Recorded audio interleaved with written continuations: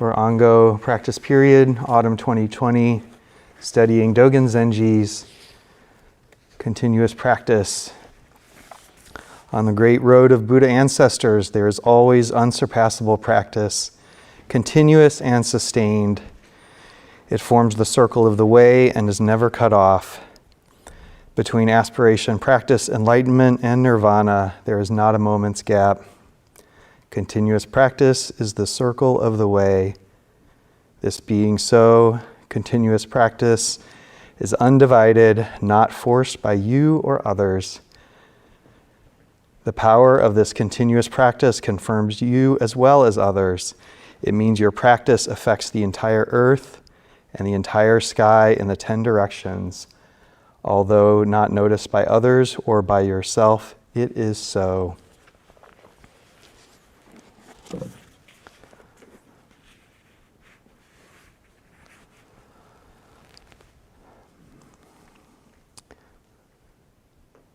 The letting go of Zazen, the continuous practice of letting go.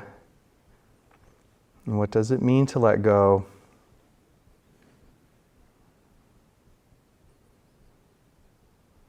It can be hard to be a human being.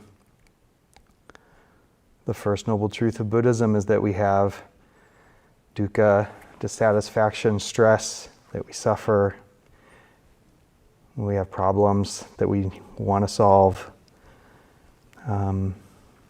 We have aches and pains. We have frustrations, irritations.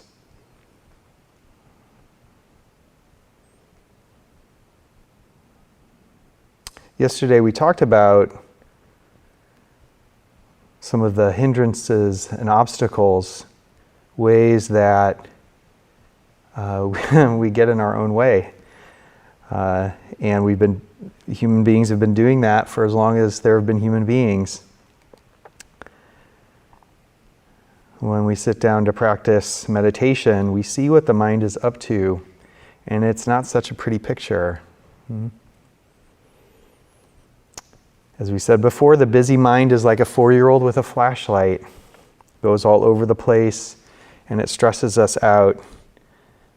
Activity, we see past and future, regrets, I wish I would have, I wish I didn't, future thinking, here's my plan now, here's my plan that I have that insight, fantasies, made up conversations, made up situations, here's what I would say about that, blame, they should have, they shouldn't have, likes and dislikes, I like this, I don't like that, wants, I want this, I don't want that,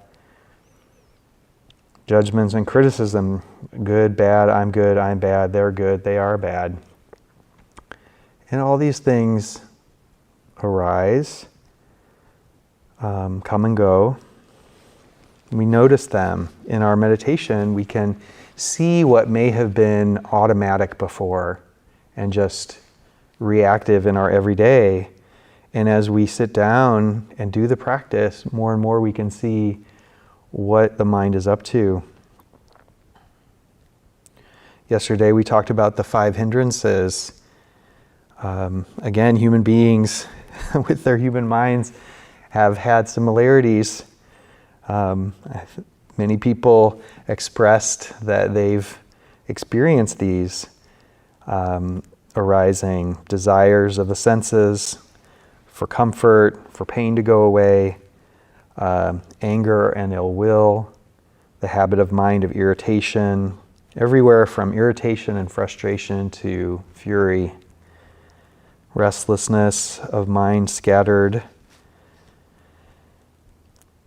body fidgeting, just needing to change, want something to be different, sloth and torpor, sleepiness, the listlessness that happens, checking out, or just garden variety boredom, and skeptical doubt. Is this really working? I'm not sure I'm getting what I want. Maybe I'm not cut out for this. And we talked about some of the ways to work. One, just recognizing, and it's a one just recognizing that one of the hindrances is present, that it's, and not believing the thought, not believing what's present, not believing that we need to act on that. There's also the iron triangle of the small self, the inner critic, perfectionist, and pusher. Those habits of mind that where the perfectionist sets a standard. Here's what continuous practice is. I've got a list. The perfectionist says, here's what perfect continuous practice would be. Well, let's see, I would be completely aware all the time in this certain way. I would be having this experience. This is what it would feel like. There would be no, of course, I wouldn't be in any pain. So perfectionist, here's what perfect continuous practice looks like. The pusher, which is, here's all the things that I'm going to do to get to perfection. Here's how I can fix my practice so it's like even more perfect. And the pusher is interesting because the pusher energy, and this the label is like, it's not a thing, but these labels and concepts can be helpful for us to recognize a certain energy when it enters the mind stream. So the pusher is the one who like brings aggressiveness into our practice, where we brings tension, and not the kind of tension that allows us to sit up straight, but the kind of tension that becomes stiff. And the pusher can show up as an inner narrator of our practice. It's like, okay, let's do this over here, and now we're going. Now you're doing it. Okay, that's good. It's good. Nope. Got to do more.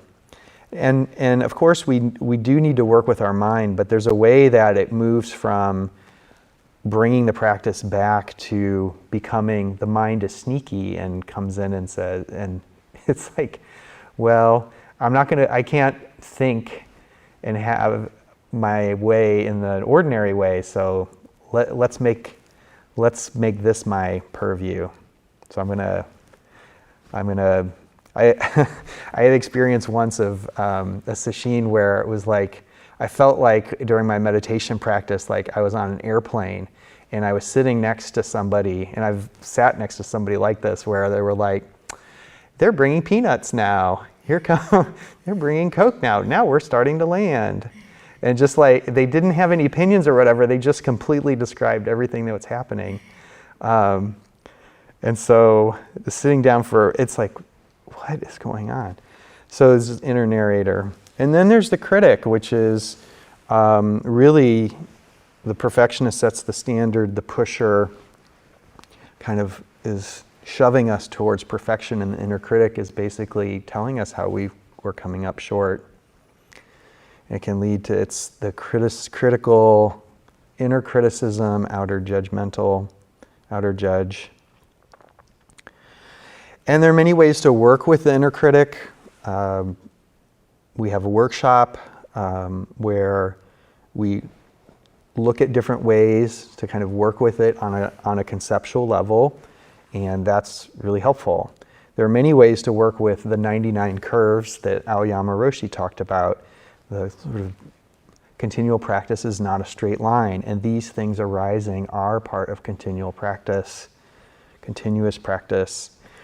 And of course, there's many ways to work with the hindrances, with the iron triangle. There's ways to work with ourselves by, of course, processing verbally, talking to a friend, talk therapy. That's very helpful. Ayakema talked about how working with the hindrances, one of the best ways is to surround yourself with quality people and talk about the Dharma. There's inquiry, like the work of Byron Katie, And just looking into thought, is that thought accurate or am I just reacting? Do I see the whole picture? I'm responding to this person in a certain way. Do I even know this person?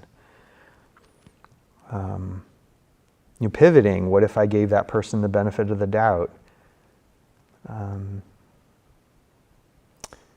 In the 12 steps of recovery, one of the steps is taking a searching and fearless moral inventory of our shortcomings and do that with another person and work on them. So there's many, many ways to work with the arising of thoughts and habits and conditioning that we have,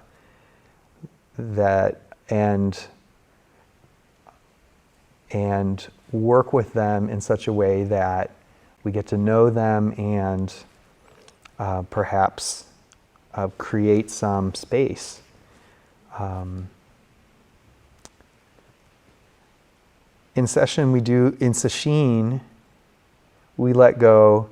So hopefully when we get to know, we process and we work with the inner critic, we have things that we really need to work on in talk therapy. All of these things are a way of letting go, realizing some of these habits of mine aren't even mine. This comes from generations of this inner critic is probably 3 or 4 generations at least. So, but in Sesshin, that's not the letting go that we do in Sesshin. Sesshin is, and Zazen. In Sesshin, we let go in a different way. We go straight on 99 curves with the continuous practice of Zazen, which is the continuous, mysterious unfolding of our life as it is. The continuous practice is letting go. And letting go is continuous practice. And that letting go is letting go into everything.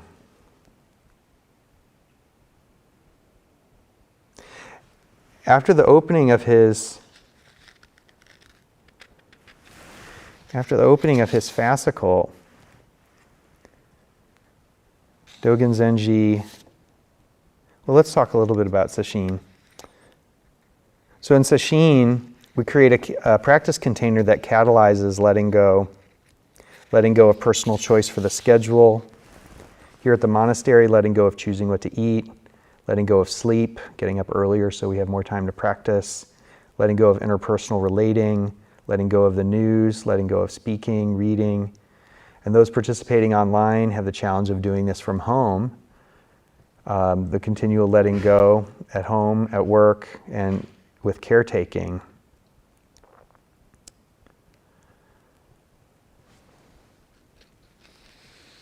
Dogen Zenji talks about letting go of some of the ancestors. After the opening of his fascicle continuous practice, Gyoji, he spends a lot of time relating stories of Zen ancestors as exemplars.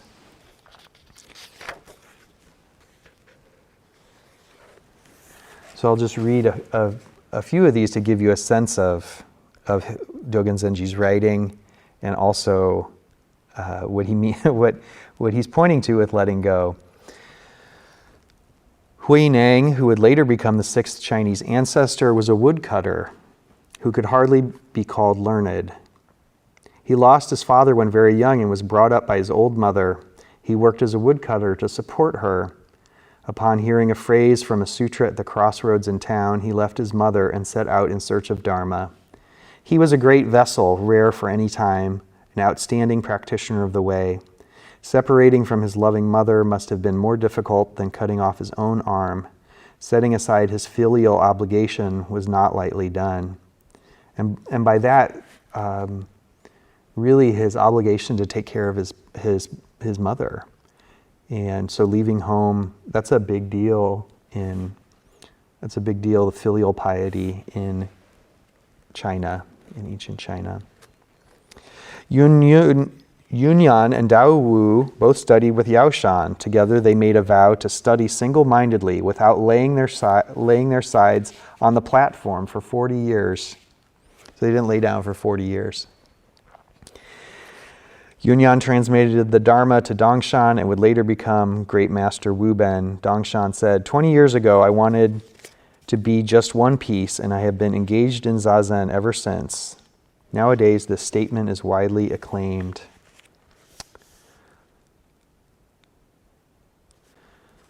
From the time he was an attendant to Mazu until he died, Ba Zhang, who would later become a Zen master, did not let a single day pass without working for the assembly or for others. He graciously gave us the model of a day of no work is a day of no eating. When Bai Zhang was old, he labored just like those in their prime. The assembly was concerned about him, but he did not stop working. At last, some students hid the tools from him during the work period. He refused to eat that day, expressing his regret that he could not join the assembly's communal work.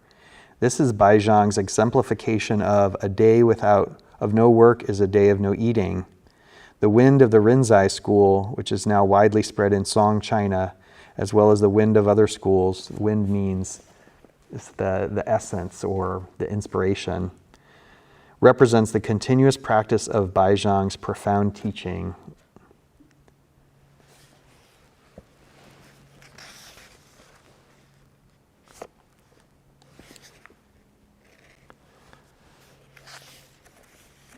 Let's see.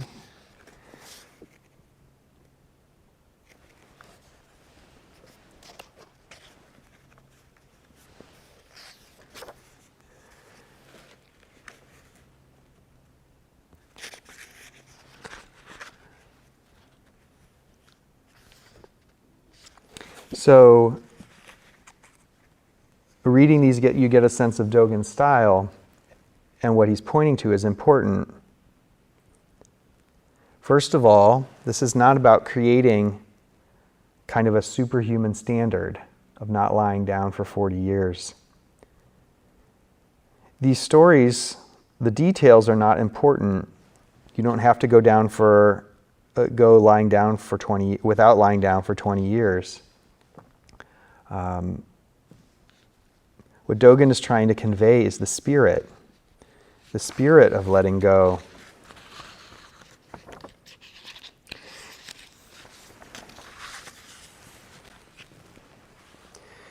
There's an ease and joy that can come from letting go of what's extra, trivial. When I first started Zen practice, I let go of The Simpsons, which I watched every Sunday. And yes, could quote prodigiously until 2004. Let go of watching football and other sports. Let go of smoking cigarettes. Let go of schmoozing at work and career climbing. I didn't have time for those things because we were trying to make a temple. All of those things were replaced by the Sangha. So that's a kind of letting go of extra, those things. And they're replaced by something else fills that space. So letting go creates room for something else to emerge. Following the precepts is a kind of letting go of acting selfishly, self-centeredly, cruelly.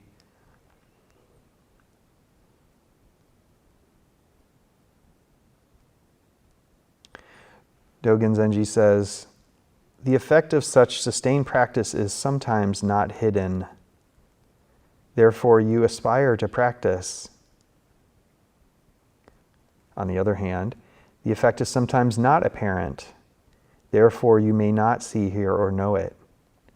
Understand that although it is not revealed, it is not hidden. So the effect of such sustained practice, of zazen, of letting go, the effect is sometimes not hidden. Therefore, you aspire to practice. We can see the effect of practice on others and on ourselves, and we aspire to practice. We see the effect on ourselves and think, this is working. My life is better. I feel better. And then, and inevitably, this is working. I think I'm getting somewhere.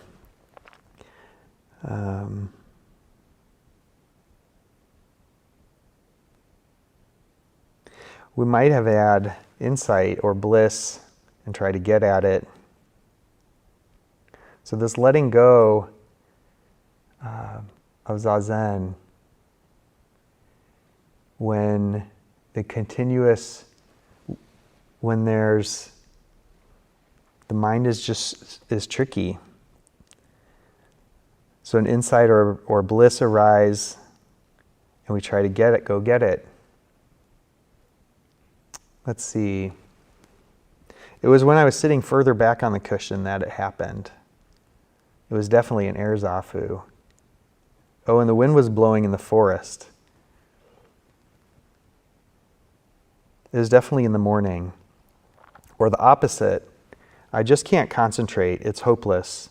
It would be better if I could be at the monastery. Then I could practice.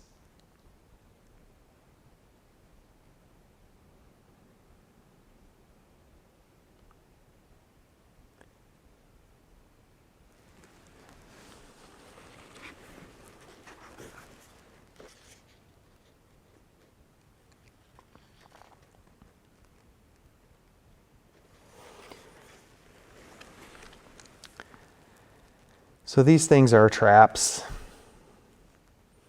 The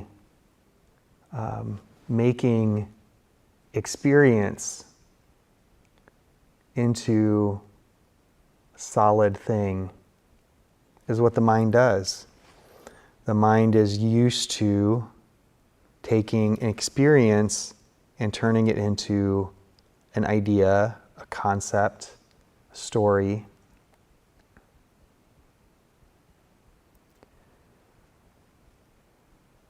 So a spontaneous arising of knowing can be turned into a thing that becomes an object that then the small mind, perfectionist, puts into puts arrows and lights and says, here's where we're headed. This is what it is. More of that. And then the cycle starts again. The mind turns this sensory experience into, I don't want that. There's a problem because there's pain. My knee hurts, so therefore, fill in the blank. I have to fix this. And then it elaborates that. Our coming and going sense experience turns into a whole story about who we are and who other people are.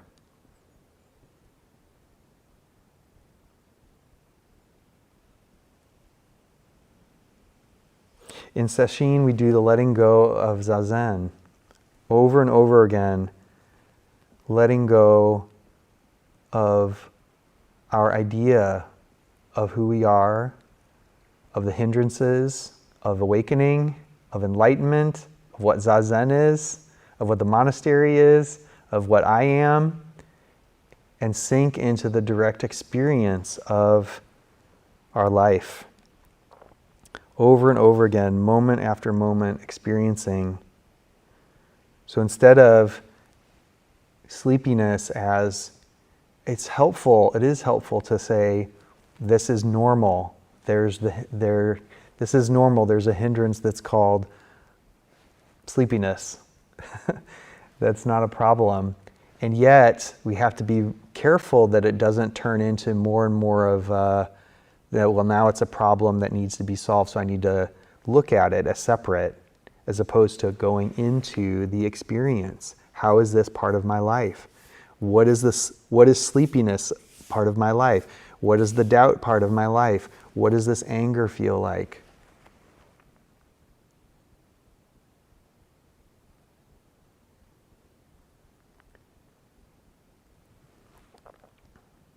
There's the story of grief, of losing a parent to grief. But it's nothing like the heaviness in the chest, experiencing that.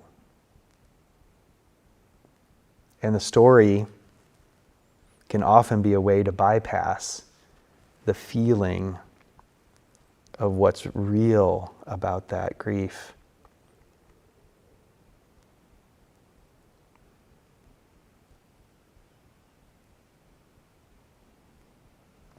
So, Dogen Zenji says about stories,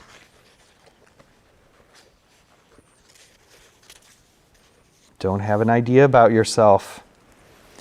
In the continuous practice of the way of Buddha ancestors, do not be concerned about whether you are great or a modest hermit, whether you are brilliant or dull.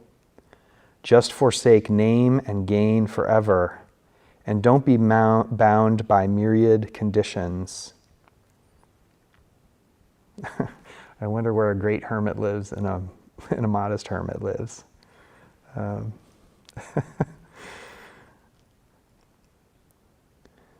So these ideas about ourselves and who we are and the practice, not important.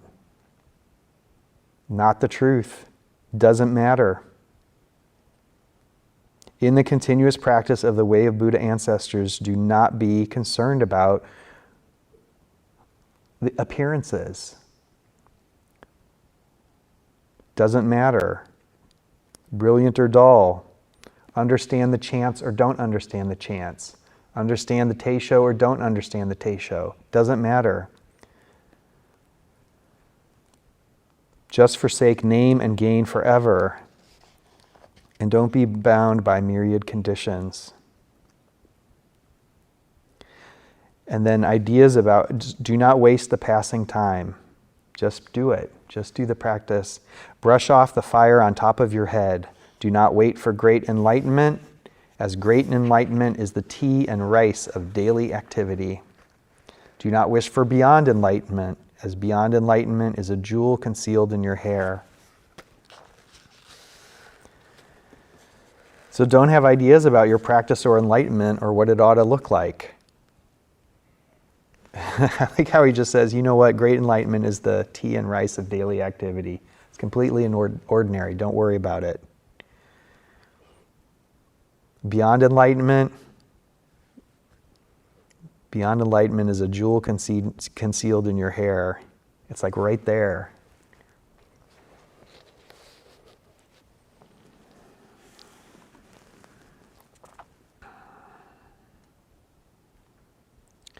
Dogen goes on to say, if you have a home, leave your home. If you have beloved ones, leave them. If you have fame, abandon it. If you have gain, escape from it. If you have fields, get rid of them. If you have relatives, separate from them. If you don't have name and gain, stay away from them. Why should you not remain free from them, while those who already have name and gain need to give them up? This is the single track of continuous practice. If you have a home, leave your home. If you have beloved ones, leave them. If you have fame, abandon it. If you have gain, escape from it. If you have fields, get rid of them. If you have relatives, separate from them. If you don't have name and gain, stay away from them. What is Dogen talking about here?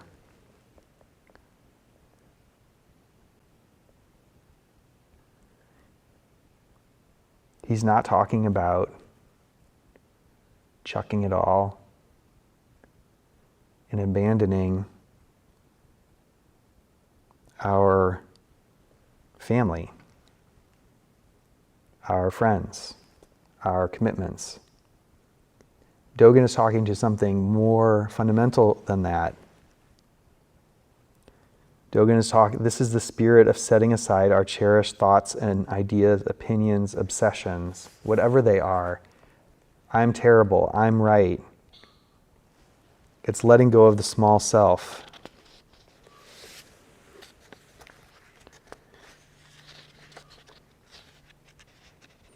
Dogen is talking about letting go of the small self.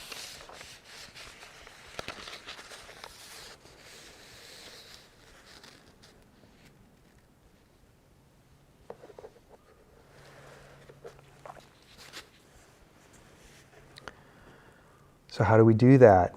How do we let go of the small self? How do we abandon our fields? How do we set aside all of this? How do we let go in Zazen?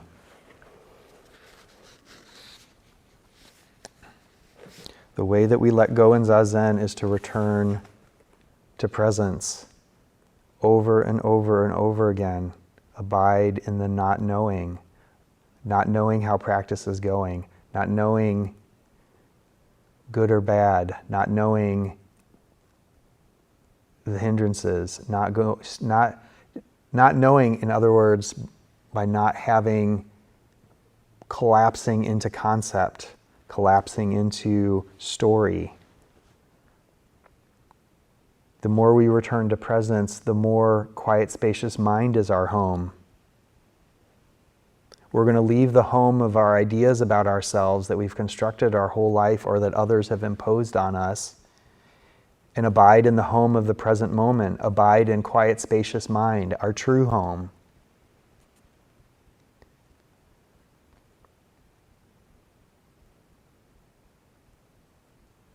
In Zazen, we let go through moment by moment presence, feeling the body sitting as it sits and breathes.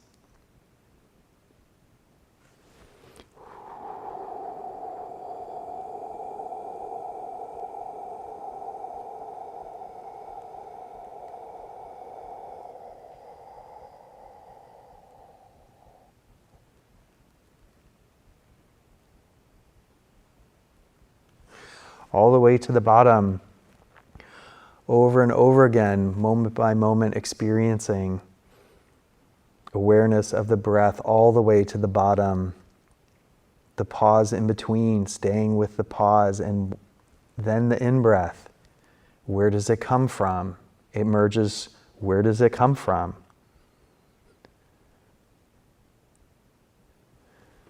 So as our practice, as we practice more and more during the Sesshin, we're invited to get closer and closer and closer to what we're experiencing,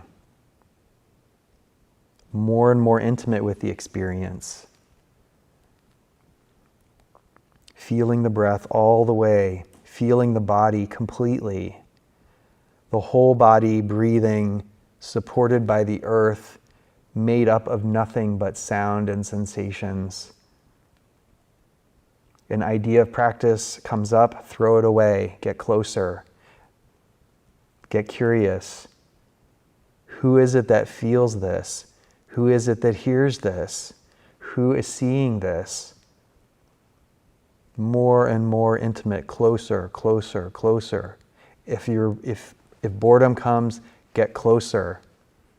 Sensations come, get closer. It's all an invitation, more and more intimate. And the curiosity comes from not knowing. What is this? Letting go in Zazen is by feeling completely. Letting go so completely is not so that there's nothing. When we let go, the letting go of continuous practice, when we let go, there's everything. Dogen Zenji says about this.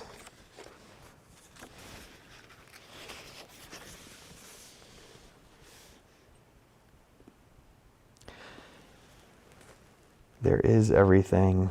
Because of this practice, there are the sun, the moon, and stars. Because of this practice, there are the great earth and the open sky. Because of this practice, there are the body, mind, and their environs. Because of this practice, there are the 4 elements and the 5 skandhas. Continuous practice is not necessarily something people in the world love, but it should be the true place of return, the true home for everyone.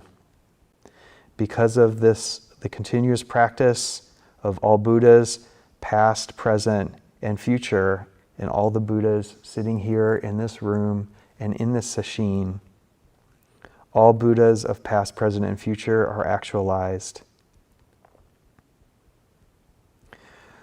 So please continue to practice letting go, becoming, and the letting go of present, getting closer and closer and closer. When we let go, this letting go of continuous practice, it's not that there's nothing, there's everything. The moon, star, skies, and just this life. Thank you.